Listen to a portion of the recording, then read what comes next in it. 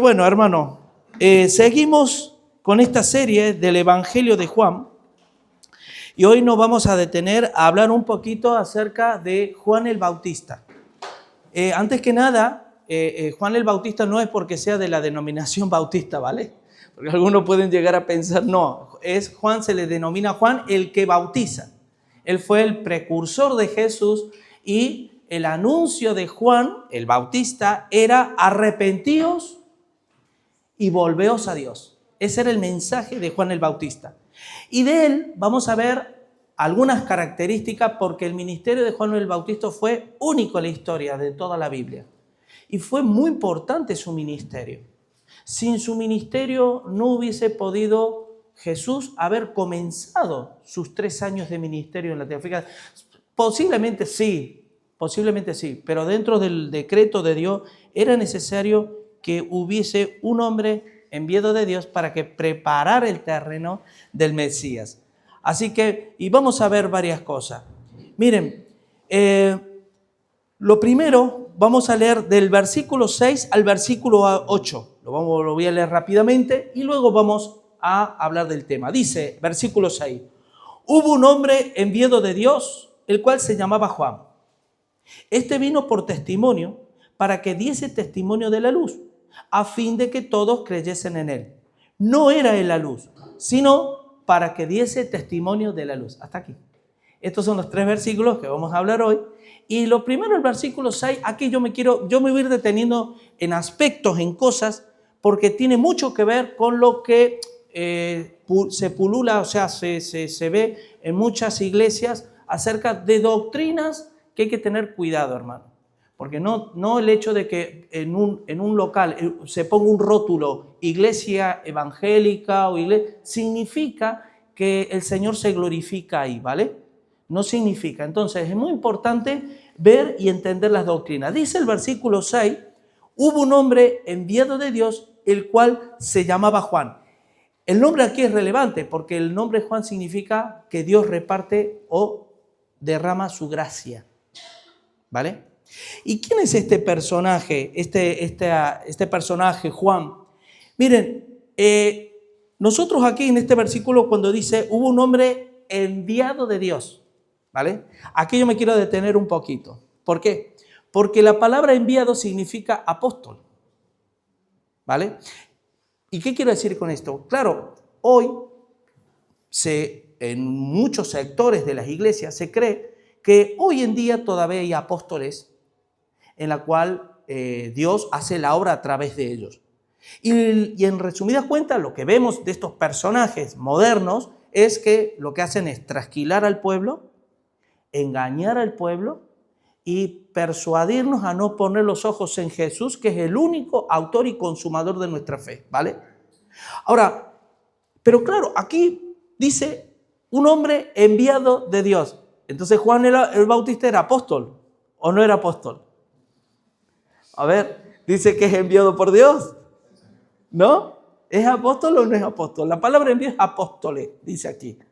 Yo leo, dice, hubo un hombre apóstol de Dios, el cual se llamaba Juan el Bautista.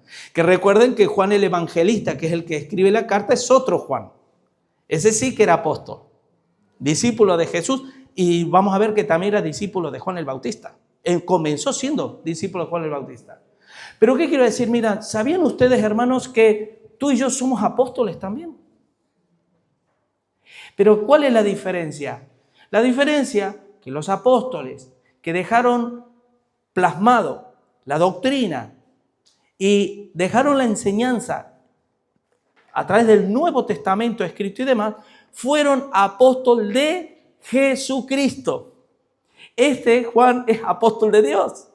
Y nosotros somos apóstoles de la iglesia. La misma iglesia nos envía. Por ejemplo, un pastor, un hermano que es misionero, alguien que hace una obra en la iglesia, la que te dice, oye, hermano, pues bueno, para trabajar y demás. Por lo tanto, por ejemplo, Efesios 2:20. Dice, edificados sobre el fundamento de los apóstoles y profetas, siendo la principal piedra del ángulo Jesucristo mismo. Recuerda una cosa, miren, Juan el Bautista fue el último profeta del Antiguo Testamento. El último. Luego vamos a ver un poquito más adelante el tema de que vino en el espíritu y el poder de Elías. ¿Por qué dice eso? Algunos creen que es la reencarnación de Elías. Aún más, lo creían, ¿no? Y vamos a ver esto. Pero no sin antes quiero que vayamos a 2 Pedro 1, 16 al 21. ¿Por qué? Porque resulta que una de las cuestiones donde las iglesias en general suelen no tener en cuenta, y por no tener en cuenta los tiempos, los cambios, las transiciones que hubo en la historia, se levantan doctrinas que no son lo que Dios quiere para tu vida y la mía. Y hay una confusión, porque recuerde que Jesús, el Mesías, fue bautizado ¿por quién? Por Juan el Bautista. Luego vamos a ver, entre otras cosas, su persona, sus enseñanzas y la naturaleza del bautismo con que bautizaba Juan. Esto puede parecer sencillo, pero hermano, a mí cuando me tocó estudiar neumatología, les puedo decir que tiene unos entresijos y una profundidad tremenda con este respecto.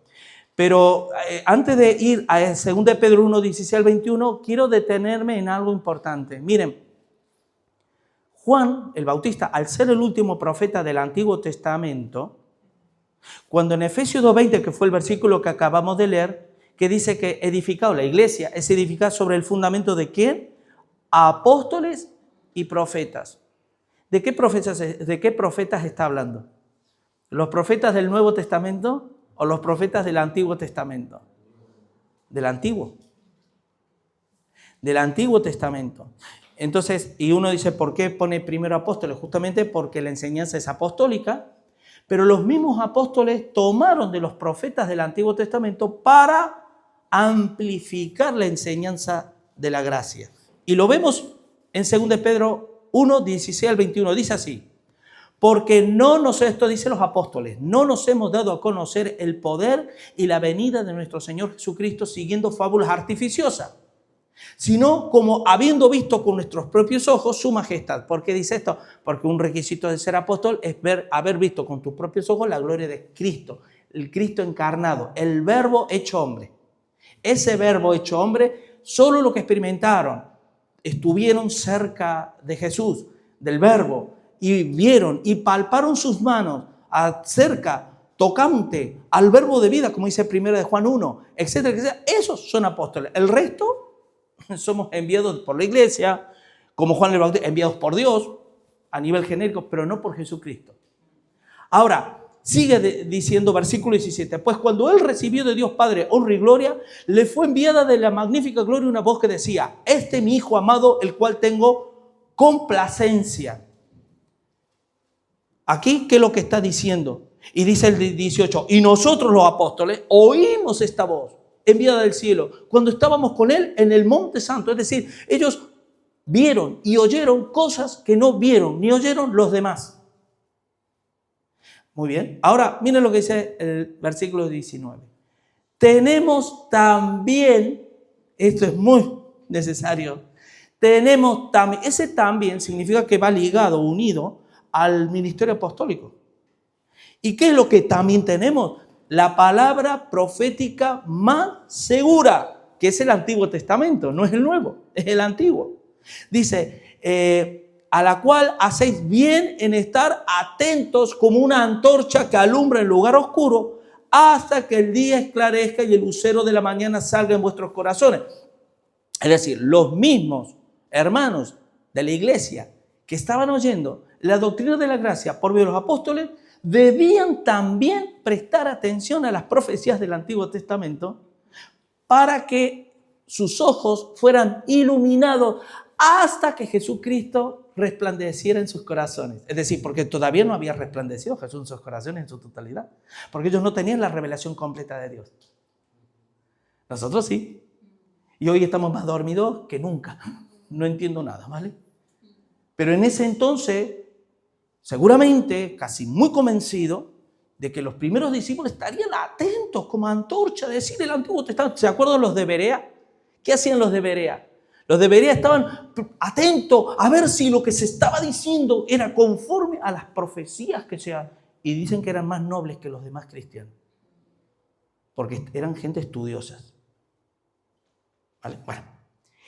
Versículo 20. Entendiendo primero esto, que ninguna profecía de la Escritura es de interpretación privada. Es decir, lo que está diciendo, señores, nosotros los apóstoles no interpretamos el Antiguo Testamento como a nosotros nos da la gana.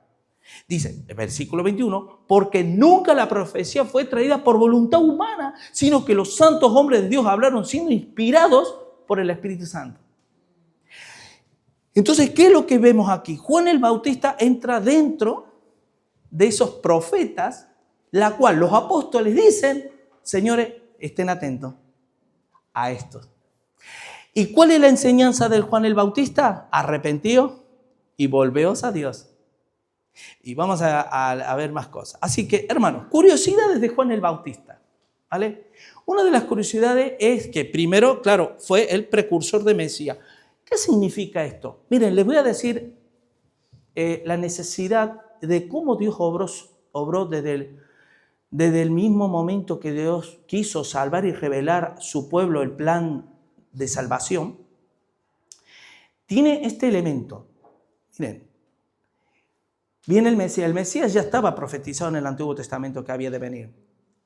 Los israelitas debían estar, no estaban, la mayoría no estaban, pero sí debían estar atentos constantemente. Así como la iglesia tiene que estar atento a la segunda venida de Cristo, porque la venida está pronto, y en cualquier momento viene, hermano. Y a algunos, lamentablemente, les sorprenderá como ladrón en la noche. Y aquel que les sorprenda, escuchen esto, aquel que les sorprende como ladrón en la noche no se irá al cielo, ¿eh? Si a ti te sorprende la segunda venida como ladrón en la noche, no te vas a ir con Dios. Pero si a mí no me sorprende, sino yo estoy con las maletas preparadas, como esas 5 vírgenes, con la lámpara encendida, esperando a que el Señor venga constantemente, porque hay un anhelo, hay un entusiasmo espiritual propio de Dios. Entonces yo, cuando venga, me gloriaré, me gozaré. E iré a las bodas del Cordero con mis hermanos y nos gozaremos. Y será el gran día glorioso, el día de Jehová, que tanto habremos estado esperando. Como cuando Pablo decía en 2 Timoteo que he acabado la carrera, he guardado la fe, por lo demás me está guardada la corona de justicia que me espera, no solo a mí, sino a los que aman su venida. En este caso ocurría exactamente lo mismo, solo que con la primera venida del Mesías. Y en la primera venida del Mesías, muchos del pueblo de Israel, por supuesto que el mundo no, porque el mundo no le puede esperar absolutamente nada. No se puede pedir, como se suele decir muy popularmente, peras del olmo. No se puede. Pero de lo que se supone que es el pueblo de Dios, sí, Dios esperaba. Y cuando viene Juan el Bautista, ¿qué pasó? Que estaba el pueblo de Israel dormido. Otra característica, antes de seguir, esto es lo importante. Miren, si Jesús hubiera aparecido en la escena, así sin más, claro que la inmensa mayoría no hubieran entendido muchas cosas, porque sus corazones no iban a estar preparados para lo que estaban viendo y oyendo. Pero Juan el Bautista vino a preparar los corazones de los padres a los hijos, para que la imprudencia de los hombres se volviera a la prudencia de Dios. Eso lo vamos a ver un poquito más adelante. Entonces Jesús era un pregonero para preparar el terreno para que cuando el Mesías se empezara sus 3 años de ministerio, el terreno ya estaba abonado. ¿Qué ejemplo tenemos esto de la Biblia? Tenemos 2 ejemplos más. Y esto es, hermano, esto que le estoy diciendo es vital entender esto. Porque el ministerio, los 3 años y medio de ministerio de Jesús, que él hizo milagros, enseñó, hizo muchas cosas, pero tenía un detonante. ¿Sabes cuál era? Preparar el terreno a la venida del Espíritu Santo en los corazones para que morara en los corazones, como abrió Gerardo, para que morara en los corazones de las personas. ¿Qué pasa si Jesús no hubiera preparado esos corazones? Sin Jesús, ¿podría haber habido un Pentecostés? No. Porque Jesús dijo en Juan 16, ya lo veremos en su momento, es necesario que yo me vaya, porque si no me voy, el Espíritu no vendrá. Mas cuando venga, os guiará a toda verdad. Entonces Jesús quiso preparar los corazones a las ovejas perdidas de la casa de Israel, a los judíos, para que los judíos, primero, su paradigma cambiara de la ley a la gracia, de Moisés a Jesús. Y una vez que estaban alineados en su paradigma y en su cosmovisión, entonces ahí ellos estaban preparados para recibir el Espíritu Santo. Por eso Jesús dice, si me amáis y guardad mis mandamientos, yo rogaré al Padre y os dará otro Consolador para que esté con vosotros para siempre.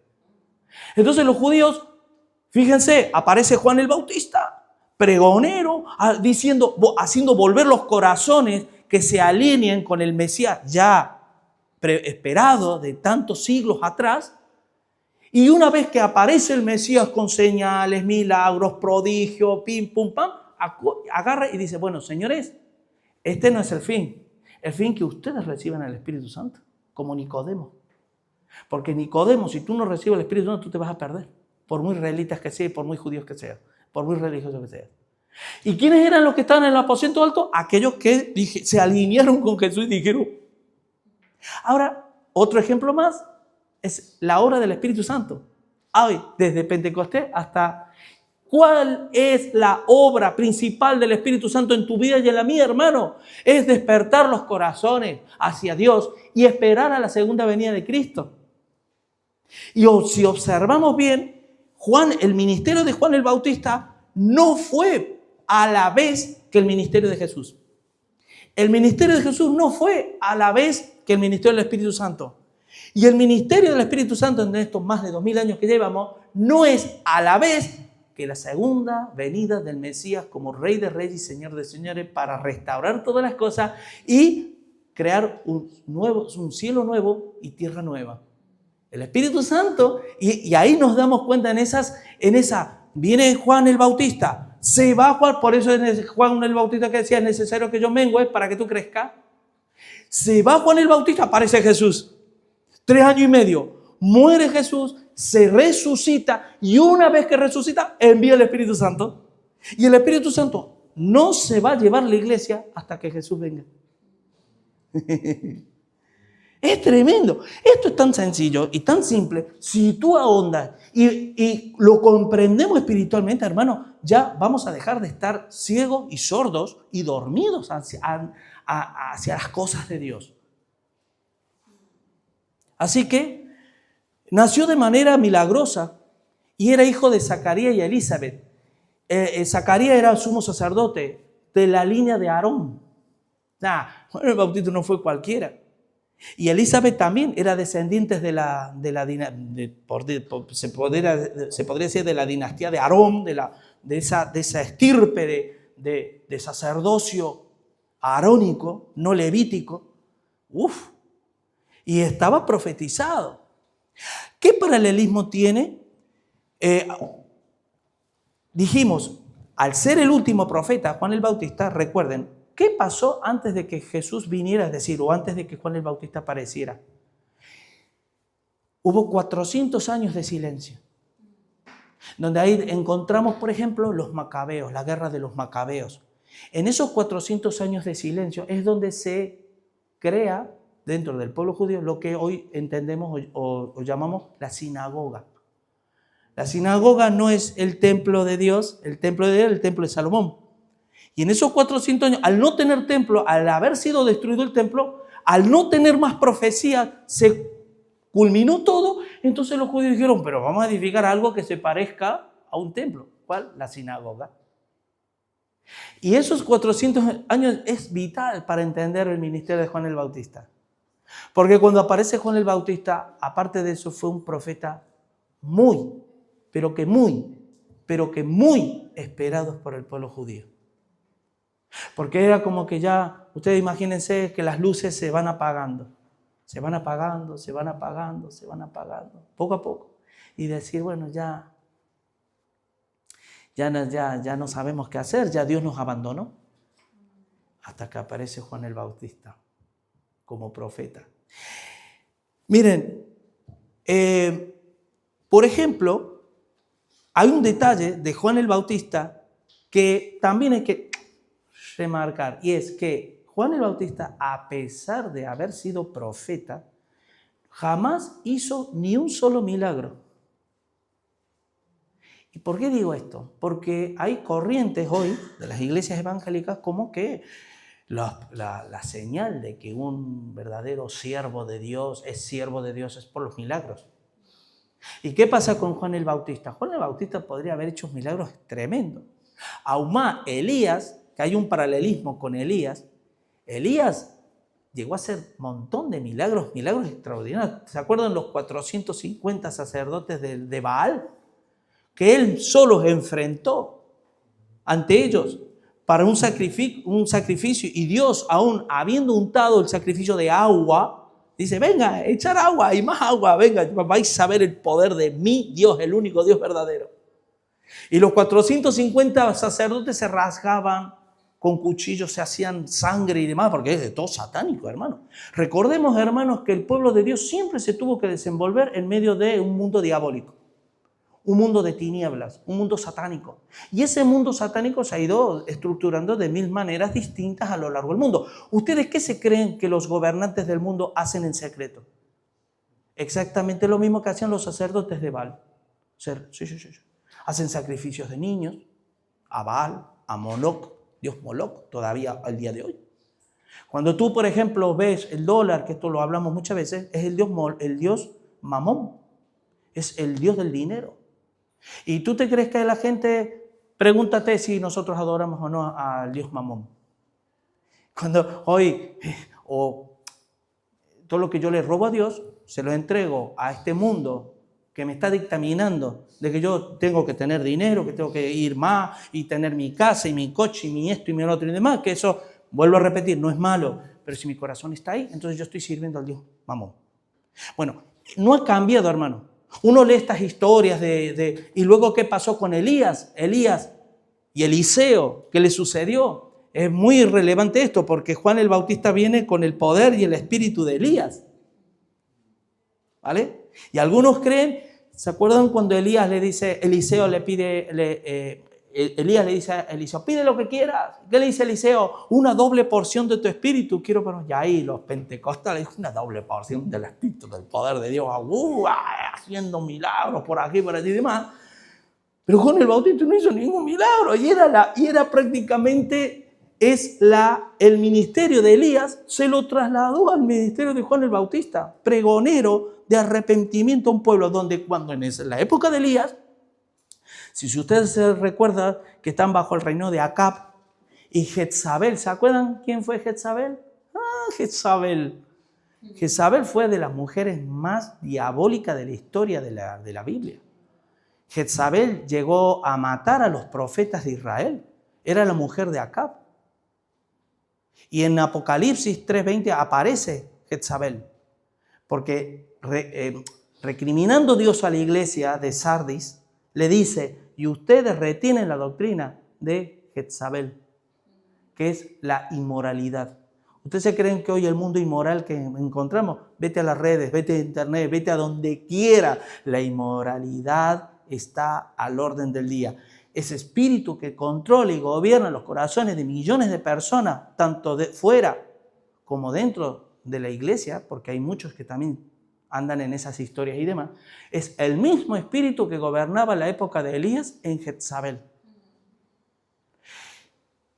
Y luego Jezabel persiguió a Elías, se lo quería, pero vamos, si tuvieron una Jezabel ahora, vamos, cuando mi mujer me riñe, ni se compara con Jezabel. No, una broma, pero digo, hermano, era tremendo lo que vivía en ese. Así que, hermanos, es una profecía que fue profetizada en Isaías 43 acerca de que iba a preparar los corazones del pueblo de Israel para que creyesen en el Mesías.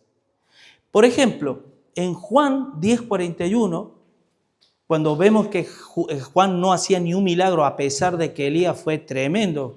Elías fue escuchen esto, fue el que inauguró los profetas escriturales, no escriturales, o sea, profetas orales.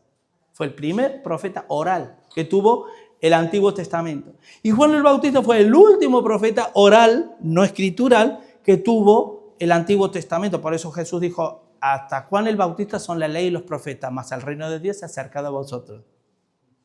Y claro, uno esperaría de Juan el Bautista los mismos milagros que hacía Elías. ¿Y por qué no? Pues miren lo que dice Juan 10:41. Y muchos venían a él y decían, Juan, a la verdad, ninguna señal hizo. Pero todo lo que Juan dijo de este era verdad. ¿Y saben por qué? Hay comentaristas que dicen que por qué Juan el Bautista no hacía milagros. Porque no era llamar la atención.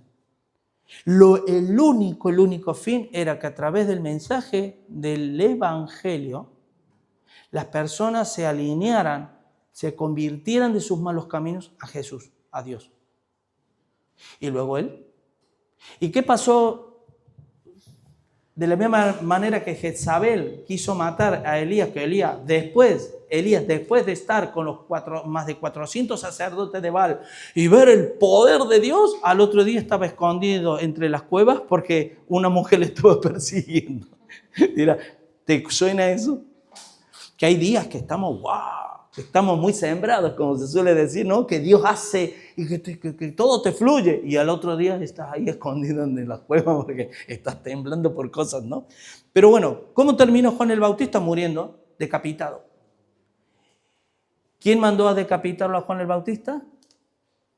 Una mujer que pidió la cabeza de Juan el Bautista para que se lo sirviera en bandeja. Entonces, y ahí se cumple. Pero bueno, seguimos adelante. Quiero que vayan conmigo a Lucas, porque de este pasaje vamos a ver varias cosas interesantes. Lucas 1, del 15 al 17, que también habla de Juan el Bautista. Y es interesante, porque aquí yo quiero que prestemos atención en principios espirituales grandes, hermano.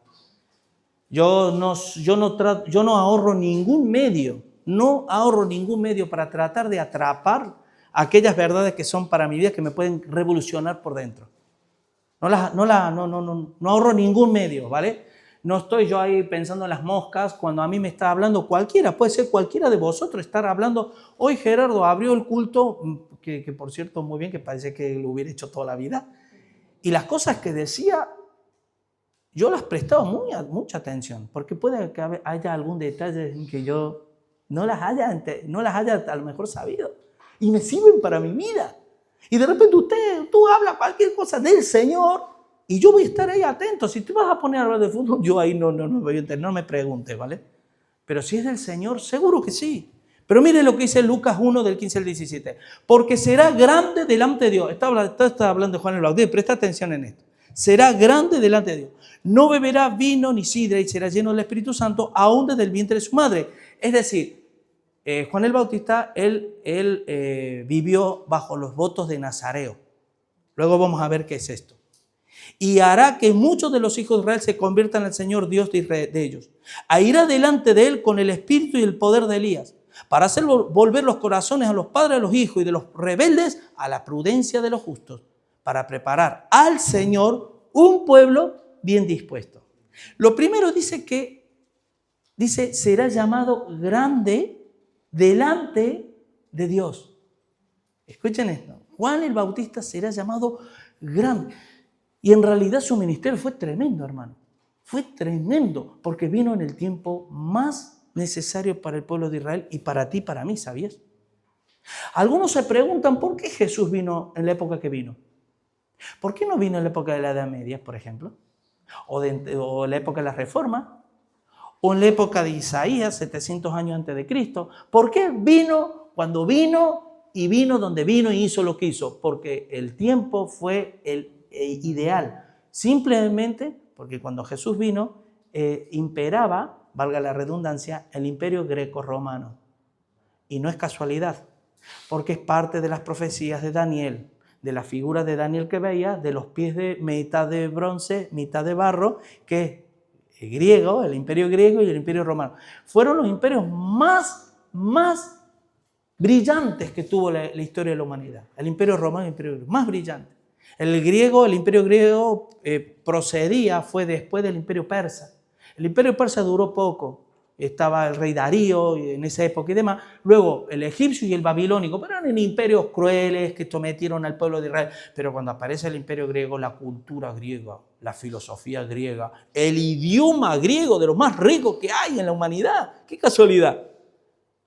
Que el imperio griego dominaba el idioma, los conceptos. Fíjense que hoy para poder profundizar le debemos al idioma griego. Si lo estuviéramos en español, perdería fuelle. Y si fuera en inglés, imagínate, peor todavía. Perdón, Perdón para los que saben inglés. Acá es necesario saber inglés, ¿vale? Y si no saben, ya les voy a enseñar yo. Y luego el romano, ¿por qué? Porque el Imperio Romano, una de las cosas que se caracterizaba es por hacer calzadas, caminos. Era el imperio que más caminos hizo. Miles y miles y miles de kilómetros de buenas calzadas. Entonces, ¿qué pasa? El idioma, el entendimiento de las cosas de Dios. Las calzadas para predicar el evangelio y que el reino de Dios se extendiera a través del mundo. Entonces fue en el momento justo. Pero dice, será grande delante de Dios. Ahora quiero que vayan conmigo a Mateo, capítulo 11, versículos 11 al 15. Porque esto de lo grande de Juan el Bautista ahora nos atañe a ti y a mí. Ahora vamos a ir a ti y a mí. Pregunto, ¿fue grande Juan el Bautista realmente? ¿A que sí? Históricamente, ¿no? Pero miren lo que dice Mateo 11, del 11 al 15. De cierto os digo, entre los que nacen de mujer no se ha levantado otro mayor que Juan el Bautista. No se levantó. Pero miren lo que dice, pero el más pequeño en el reino de los cielos, mayor es que él. Hermano, ¿sabes lo que te está diciendo? ¿Quiénes son los que son parte del reino de Dios? Tú y yo si tenemos el Espíritu Santo, claro. Porque recuerden que el reino de Dios se acercó por Jesús, pero se implantó en los corazones por medio del Espíritu Santo, en Pentecostés. Ese reino establecido por Dios, Jesús vino a obtener a través de la cruz ese reino que iba a ser implantado en los corazones, que es lo que los judíos no entendieron. Los judíos creyeron que iba a venir un rey, el Mesías, con un séquito de ejército a liberarlos del imperio dominante de la época. Y Jesús dijo, sí, pero el reino de Dios no es de este mundo, mi reino no es de este mundo, mi reino es de otro mundo, y mi reino es implantado en los corazones, no en el sistema político que nosotros hemos vivido a lo largo de la historia. Y eso los judíos no lo entendieron hasta el día de hoy, por eso los judíos están de guerras y guerras por aquí, por allí y demás, sin entender que ya vino el Mesías, ellos mismos lo crucificaron, se lo quitaron del medio y siguen esperando un Mesías. Ahora, lo que no saben que el Mesías que va a venir, el pseudo Mesías que va a volver, que es el anticristo, ellos lo verán como el Mesías esperado. Porque el anticristo que te cree que es tonto, el diablo. Porque el diablo dirá, ¿ustedes qué buscan? ¿Dinero? ¿Les gusta el dinero? Pues yo se los voy a dar. ¿Ustedes quieren poder? Yo les voy a dar poder. ¿Usted qué busca? ¿Qué quiere? Yo te lo voy a dar. Pero tú me vas a servir para el resto de la eternidad a mí. Ahora dice en Mateo 11:11, dice, pero el más pequeño del reino de los cielos, mayor es que él. Desde los días de Juan el Bautista hasta ahora, el reino de los cielos sufre violencia y los violentos la arrebatan, porque todos los profetas y la ley profetizaron hasta Juan. Y si queréis recibirlo, él es aquel Elías que había de venir. El que tiene oído para oír, oiga. ¿Sabes lo que estaba diciendo? Esto es algo que a mí me incumbe, a mí, hoy y ahora. Porque en otras palabras, lo que está hablando es una metáfora sobre el esfuerzo y la determinación de los asuntos del reino que debe imperar en un cristiano frente a la oposición constante del diablo que muchos cristianos creen que no hay. Que a la primera de cambio sucumben a cualquier cosa, a la pereza, a la comodidad, al no entender, al que no me quieren, no me aman, no me entienden, yo qué sé, mil cosas. Y que están dormidos como esas 5 vírgenes insensatas que dormían y no tenían aceite en sus lámparas. Entonces, ¿qué pasa? Si Juan el Bautista fue grande, más grandes somos los que pertenecemos al reino de los cielos, hermanos, que es la iglesia. Mayores. Y a veces vivimos como mendigos espirituales. Eso es una de las cosas que debemos prestar atención, porque estamos hablando de... Es necesario hablar de Juan el Bautista. Primero porque está en la Biblia. Eso, y estamos viendo el Evangelio de Juan y aparece. Segundo, porque es un personaje relevante en la historia. Así que dice, bueno, ¿y qué es el voto de Nazareo? El voto, ¿quién? A ver, ¿Quién sabe en la historia, en un personaje del Antiguo Testamento, que él vivió bajo los votos de Nazareo? Hubo dos personajes muy relevantes en la historia del Antiguo Testamento. Hubo varios, pero dos muy relevantes. Uno fue Sansón y otro fue Samuel. ¿Qué es el voto de Nazareo, hermano? Nazareo viene de la palabra nazir, del hebreo nazir, que significa santificado. Yo me determino. ¿Sabían que todos los cristianos deberíamos ser nazareos? Espiritualmente hablando. El nazareo era que tenía que vivir de una manera muy austera. No se tenía que cortar el cabello, por eso Sansón dice que cuando Dalila le cortó el pelo se le fue la fuerza. ¿Por qué? Porque rompió el pacto que había hecho con Dios. Más bien el voto. Porque hay una diferencia entre pacto y voto. El nazareo es un voto. ¿Cuál es la diferencia entre un pacto y un voto? Es que el voto lo hace del hombre hacia Dios. El pacto es de Dios al hombre.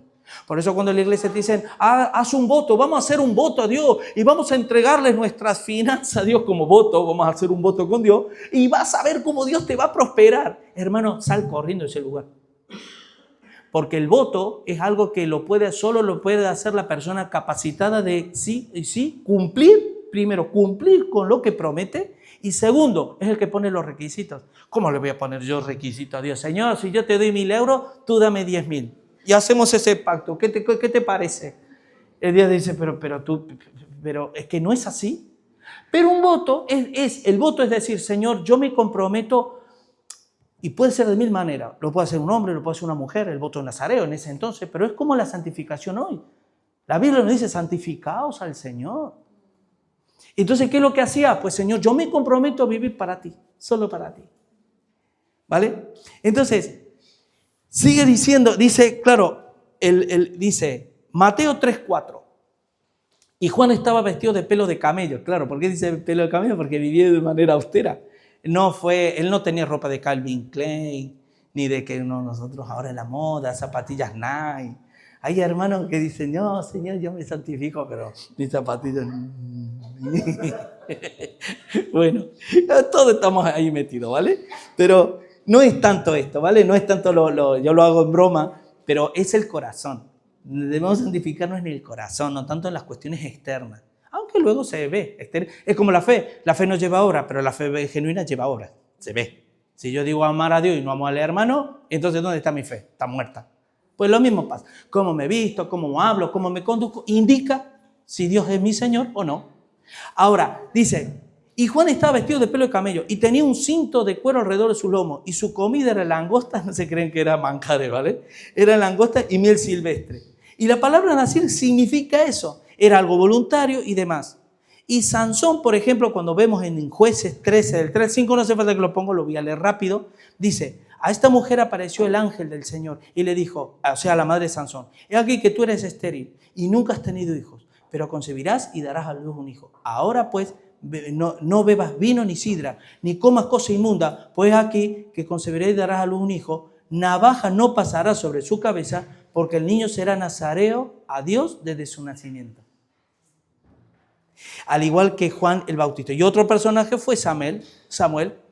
Ahora, ¿qué significa, hermano, el espíritu y el poder de Elías? Porque algunos dicen, miren, en el círculo pentecostal te dicen, el poder, ¿no? Porque les encanta. A los seres humanos, yo no los juzgo, ¿vale? Porque al final somos cortados por la misma tijera, solo que uno es un poquito más iluminado que otro y se da cuenta de las cosas. Pero las tendencias es la misma y tenemos que cuidarnos. El que cree estar firme, mire que no caiga. Bueno, no, yo esto no lo voy a hacer nunca, sí, espérate, que el diablo te haga así, ya verás tú. Pero en algunos círculos dice, ¡guau! Nos va el poder, nos va tal y cual. El diablo, como lo sabe, e imita. ¿Qué te crees? ¿Que el diablo no sabe hacer milagros? Claro que los hace. Yo he visto muchos milagros del diablo, incluso antes de convertirme al Señor. Milagros que no te lo puedes ni imaginar. Yo he visto cosas impresionantes antes de convertirme. Pero, ¿qué quiere decir? Miren, el espíritu de Elías se refiere al ministerio de Elías.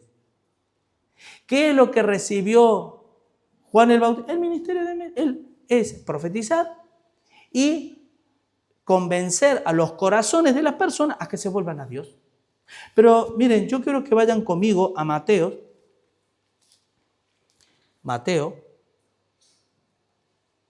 No, Lo voy a leer en Lucas. Es que Mateo me gusta, pero bueno, lo tengo aquí en Lucas. Es el mismo, ¿vale? Es un evangelio sinóptico, es lo mismo. Pero quiero que vayan conmigo a Lucas, capítulo 5, porque ya que lo tenemos escrito, que ahí se los iba a leer sin aparecer aquí, pero aquí se los vamos a leer ya. Lucas 5, 33 al 39. Esto también está en Mateo 3, del 9 al 12, ¿vale? Pero Lucas 5, del 33 al 39. Dice, esto quiero que vayan, porque resulta que Juan el Bautista, cuando comienza su ministerio, claro, Jesús no aparecía en escena. ¿Qué pasó con Juan el Bautista a medida que él iba bautizando? Esto para entrar en contexto. Él iba haciendo discípulos. Cuando Jesús aparece en escena, ya había un montón de discípulos que seguían a Jesús. Muchos de ellos fueron apóstoles, los discípulos de Jesús. Pero otros tantos no. Entre ellos, por ejemplo, estaba Felipe. Felipe era un fiel discípulo de Juan el Bautista. Juan, Andrés, ¿vale? Juan el escritor, Juan el evangelista, ¿vale? Que es el que escribe, también era. Pero mire, dice, entonces ellos le dijeron, ¿por qué los discípulos de Juan ayunan muchas veces y hacen oraciones y asimismo de los fariseos, pero los tuyos comen y beben? Eso fue cuando apareció Jesús. Y ya Jesús tenía sus propios discípulos, porque aún cuando apareció Jesús, todavía había discípulos de Juan el Bautista que todavía no se habían enterado por dónde les daba el viento, ¿vale? El viento del Espíritu me refiero. No sabían. Y dice, entonces se quejaron. Dice, estos discípulos de Juan, pobre. Y esto es muy importante entenderlo. Hacen de todo esto y los tuyos como que viven bien. Los veo muy tranquilitos los discípulos de Jesús. Y dice, y él les dijo, Jesús les dijo, ¿podéis acaso hacer que los que están en las bodas ayunen entre tanto la esposa está con ellos? Wow, aquí les dio un pinto va. ¿Por qué? Porque Juan el Bautista dijo, viene uno que es antes que yo y es más poderoso que yo. Yo os bautizo en agua, pero él os bautizará en Espíritu Santo y fuego. El aventador está en su mano y separará la era de la paja y será echado al fuego que nunca se apagará. Estaba hablando de Pentecostés, pero dice el versículo 35, mas vendrán días cuando el esposo les será quitado. Entonces en aquellos días ayunarán. Les dijo también una parábola, nadie corta un pedazo de un vestido nuevo y lo pone en un vestido viejo. ¿Qué estaba diciendo? ¿Sabes qué? Es el tremendo cambio de paradigma del Antiguo Testamento al Nuevo Testamento. En otras palabras, aquellos que se estaban diciendo es que los discípulos de Juan el Bautista todavía viven bajo ciertos requerimientos y demás y los tuyos no. En otras palabras, ¿sabes por qué? Porque los míos ya están bajo la gracia, los tuyos están bajo la ley. Y cuando ellos abracen mi fe y se conviertan de sus malos caminos, que lo hicieron, pero reciban el Espíritu Santo en Pentecostés, entonces ellos experimentarán que su esposo ha venido y que está con ellos.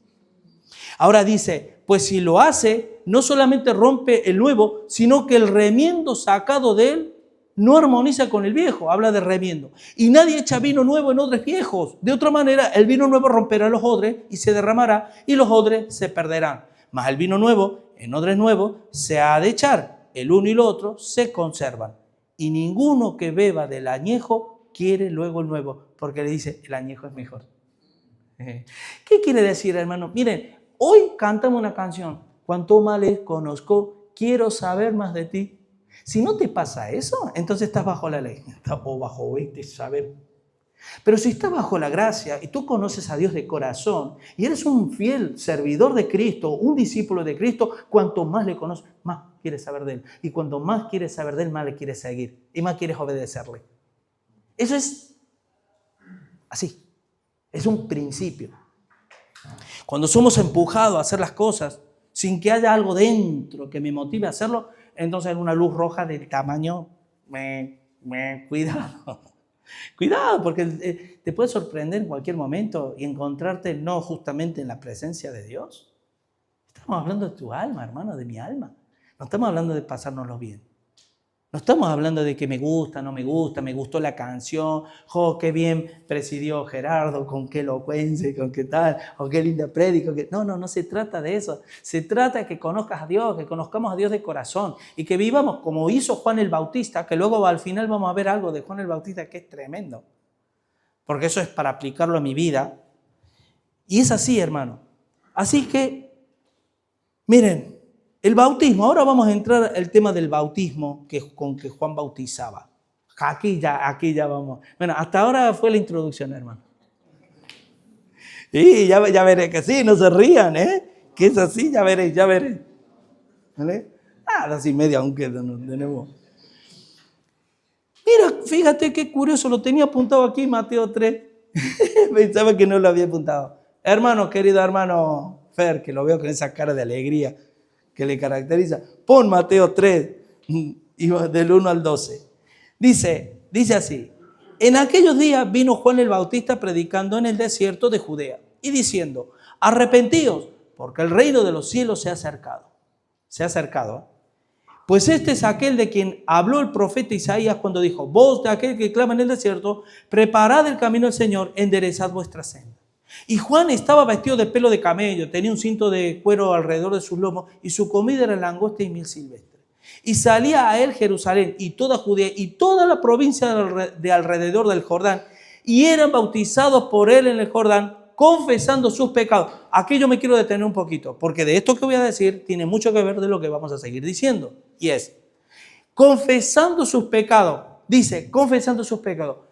Miren, según el Nuevo Testamento, en la enseñanza de la gracia, el arrepentimiento es un don de Dios.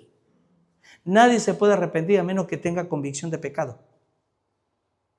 Es una frase muy corta, pero, o sea, hay gente, tú le dices, venga, arrepiéntete.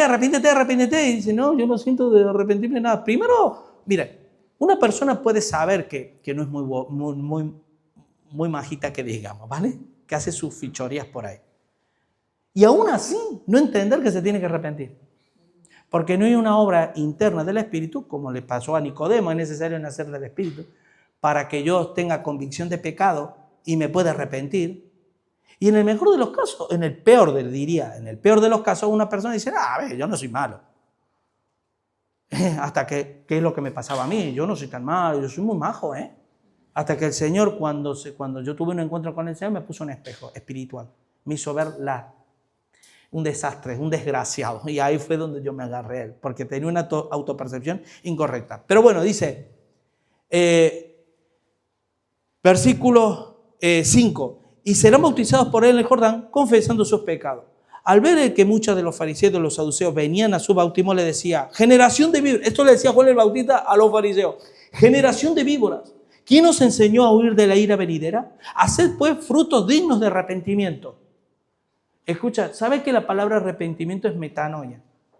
La palabra metanoia significa un giro de 180 grados en toda tu conducta, tu manera de pensar, tu manera de sentir, es un giro completo.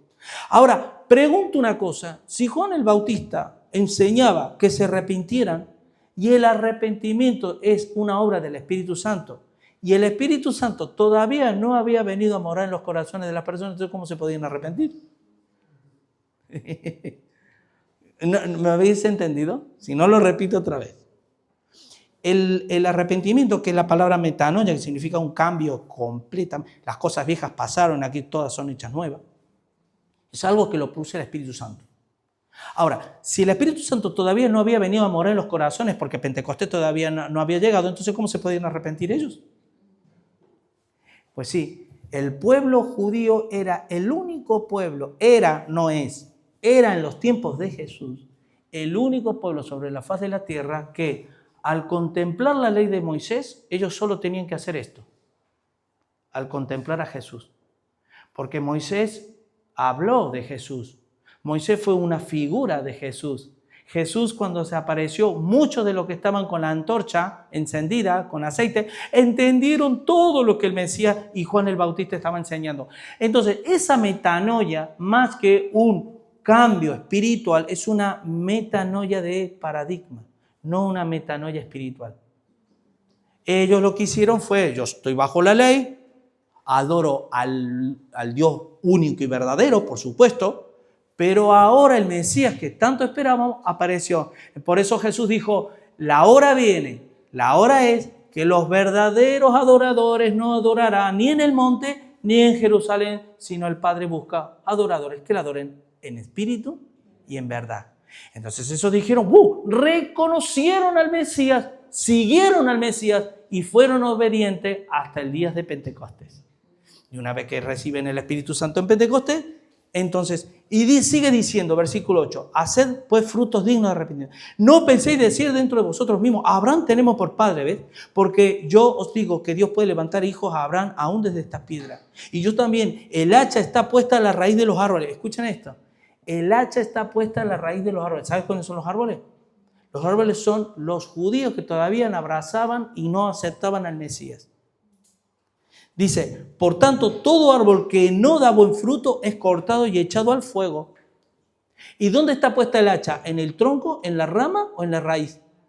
En la raíz, porque Dios va a arrancar por completo cualquier cosa que no sea de Él, de esta tierra. Lo hizo y lo seguiré haciendo y lo va a hacer en el día del juicio final.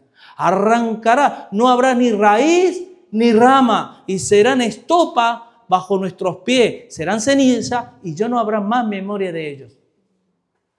Y aquí incluía a los judíos que no aceptaban al Mesías. Yo la verdad os bautizo dice, en agua, y aquí viene para arrepentimiento. Aquí volvemos otra vez a las preposiciones, no es por, es para. Por eso es una alineación, ¿vale? Los Juan el Bautista decían, arrepiéntanse, es decir, vuélvanse de la ley mosaica a la gracia de Cristo y el que evidencie eso se bautiza. Pero ese bautismo no era para salvación, era para arrepentimiento. Eso lo vemos en Hechos 19, del 1 al 6, y quiero que vayan conmigo, porque vamos a ir rápido. Veo que esto es un tema, por ejemplo, 1 Corintios 12, 13. Por un espíritu hemos sido todos bautizados en un cuerpo. Por un espíritu hemos sido todos bautizados en un cuerpo. Y aquí los pentecostales erran en decir que el bautismo de Cristo, ese bautismo espiritual de Cristo, es el mismo bautismo, un bautismo distinto al bautismo del Espíritu Santo. Es el mismo. Pero miren lo que dice Hechos 19 del 1 al 6. Aconteció que entre tanto que Apolos estaba en Corinto, Pablo, después de recorrer las regiones superiores, vino a Éfeso y hallando a ciertos discípulos, estos discípulos eran los de Juan, les dijo, ¿recibiste el Espíritu Santo cuando creísteis? Y ellos le dijeron, ni siquiera hemos oído que hay Espíritu Santo. Recuerden que aquí está después de Pentecostés, no antes, ¿eh? Y estos discípulos todavía no sabían por dónde les daba el viento. ¿Saben por qué no sabían por dónde les daba el viento? ¿Qué le dijo Jesús a Nicodemo? El viento dice, oímos su voz, pero no sabemos de dónde viene ni a dónde va. Bueno, estos no saben ni de dónde venía ni a dónde iba, porque no habían nacido del Espíritu. Entonces, dice... Y ellos dijeron, ni siquiera hemos oído que hay Espíritu Santo. Entonces le dijeron, ¿en qué pues fuiste bautizado? Ellos dijeron, en el bautismo de Juan. Dijo Pablo, Juan bautizó con bautismo de arrepentimiento. ¿Y acaso no es suficiente entonces para recibir el Espíritu Santo? Pues no, en esa época no. Porque ahora el bautismo es por arrepentimiento. El bautismo de Juan era para arrepentimiento, a priori o a posteriori. Yo me bautizo porque por fe creo que va a venir el día de Pentecostés, que es la fiesta de Pentecostés, porque ya viví la Pascua, ahora me toca ya viví los tabernáculos en el Antiguo Testamento. He vivido por Jesús la fiesta de la Pascua, pero en Pentecostés voy a vivir la fiesta de Pentecostés. Les faltaba eso, nosotros ya hemos vivido la fiesta de Pentecostés, porque ya hemos recibido el Espíritu Santo. Dice... En el bautismo de Juan, dijo Pablo, Juan bautizó con bautismo de arrepentimiento, diciendo al pueblo que creyese en aquel que venía después de él. Esto es Jesús el Cristo.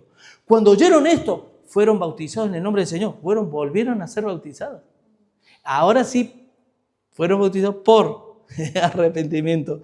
Y habiéndolo impuesto por las manos, vino sobre ellos el Espíritu Santo y hablaban en lenguas y profetizaban.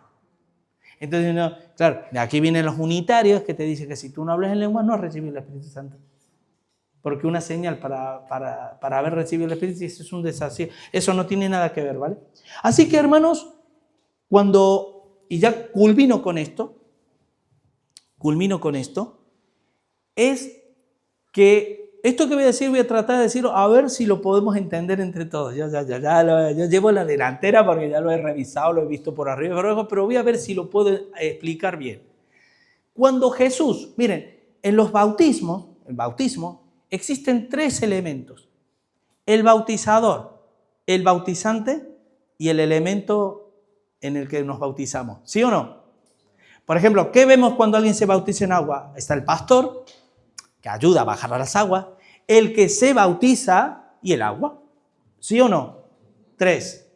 Bueno, entonces, ¿qué ocurre? Cuando Jesús de Juan el Bautista decía, yo os bautizo en agua, y aquí viene la relación para el paralelismo, pero Jesús os bautizará en Espíritu Santo y fuego.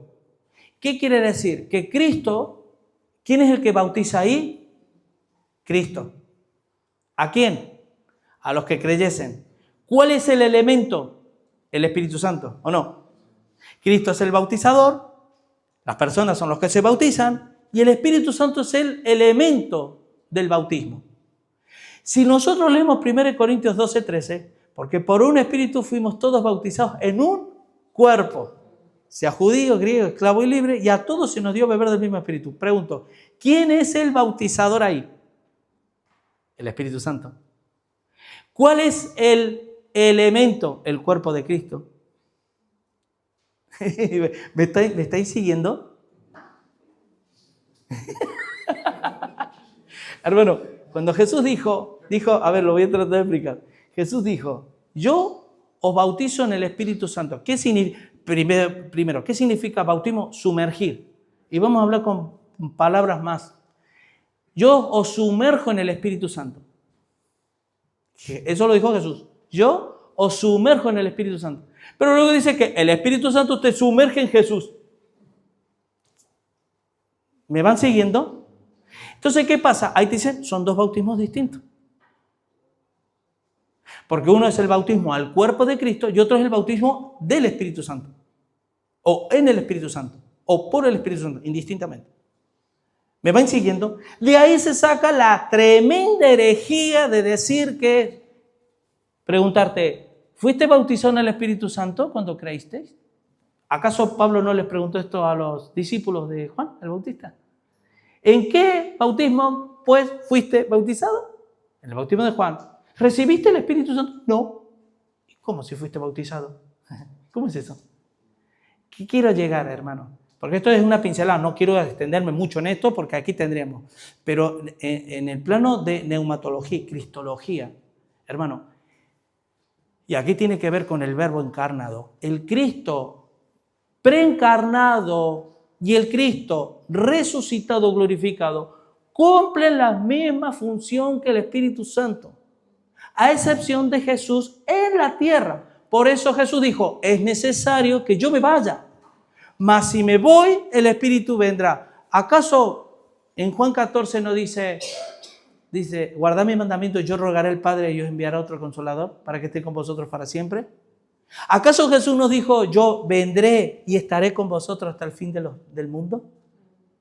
¿Me están entendiendo? Entonces, aunque a usted no les parezca familiar, a por lo menos a algunos, a otros sí les es familiar, porque venimos de un contexto donde se nos ha enseñado que yo puedo ser un perfecto cristiano hijo de Dios, pero si yo no he recibido el bautismo del Espíritu Santo, yo estoy desprovisto de toda la gracia y el poder que tiene Dios para mi vida. Por lo tanto, tú y yo somos unos cristianos a medias, porque no hemos recibido la plenitud del Espíritu, el poder del Espíritu. ¿Tú tienes el Espíritu? Sí. ¿Mora? Sí, pero no el poder. O la plenitud, total poder de Dios. Por eso no hay milagros. Por eso no hablamos en lenguas. Por eso no profetizamos. Porque no hemos recibido la plenitud del Espíritu en el bautismo del Espíritu Santo. Yo sé que me quedan mirando con una cara, pero no importa. Yo lo que quiero decir, hermanos, que Cristo, cuando habló del bautismo del Espíritu, estaba hablando del Espíritu. El Espíritu Santo es, les voy a poner este ejemplo, la iglesia. ¿Quiénes son la iglesia? A ver, ¿somos nosotros la iglesia de Cristo? Amén. Pero pregunto una cosa, ¿por qué somos iglesia de Jesucristo? Porque hay una cosa, un detonante, que es porque el Espíritu Santo está morando en ti y en mí. Al estar morando en ti y en mí, ya nos convierte en iglesia. Ahora, ¿qué ocurre?